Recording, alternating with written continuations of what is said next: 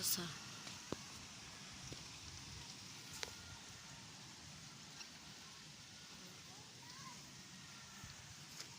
Mga bagong tanim, kamatis, sili.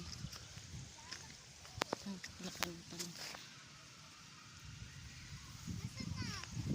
Ito, mustasa. Ito, ang daming bulaklak ng sili. Ayan ang mustasa. May giant laki. Siling green. Ito, lemon. Kaso, namumulaklak pa siya. Wait lang. Dami yung bulaklak eh. Ito, yan ang bunga niya. Tapos sitaw, tapos mais. Yan. Dami yan. Simula doon. Kita mo kumukuha ng dilig. Ayan, tenga muna ngayon ang palaya ni madam.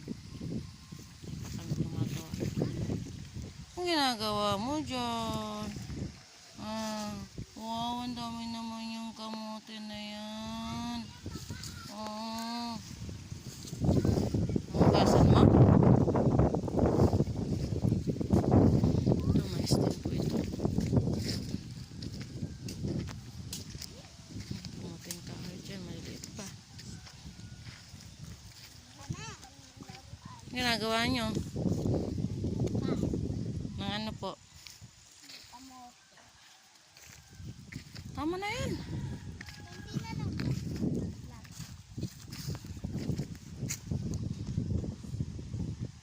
Papaya.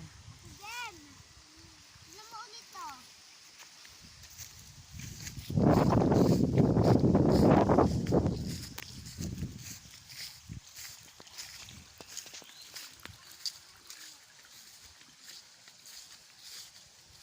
Ayan o, ang mga bunga niya.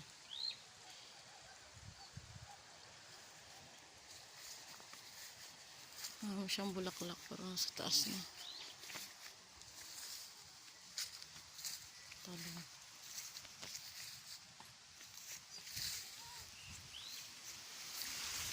Ayan, ito namin, pinapagulang na lang namin.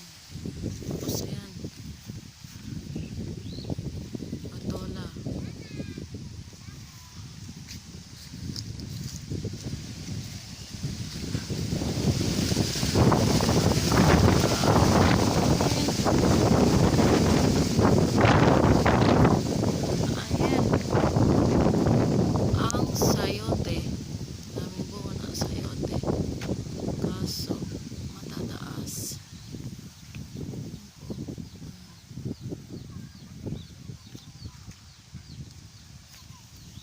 Sa taas.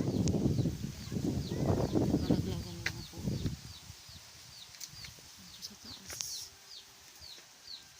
So, yung iba po kasi ito, pagkakapon ito, magulang na po ito.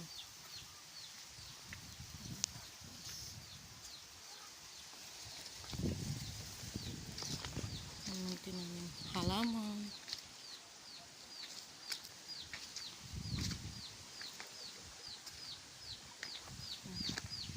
Mga manok. Aking asawa. Yung ibang sa pinulong. Dahil kailangan natin yung mga kanina.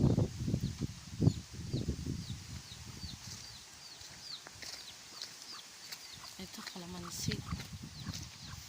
Ayan. Kaso, ang daming bunga kasi maliliit pa po. Ayan, maliliit pa siya pero halos lahat talaga mayroon bunga. Diyan sa kabila, ganyan din po, may mga bunga siya maliliit.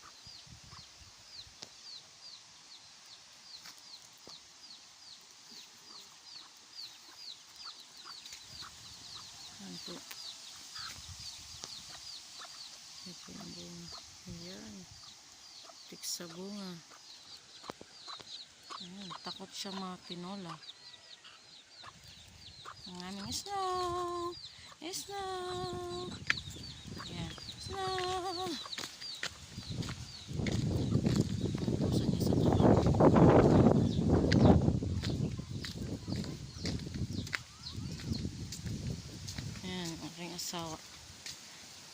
Nagpapahinga habang nagbabantay ng binilad na palay. Hmm.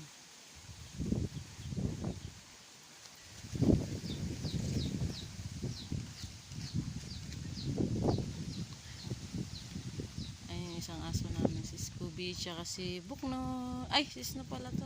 Saan si Buknoy? Malis na naman.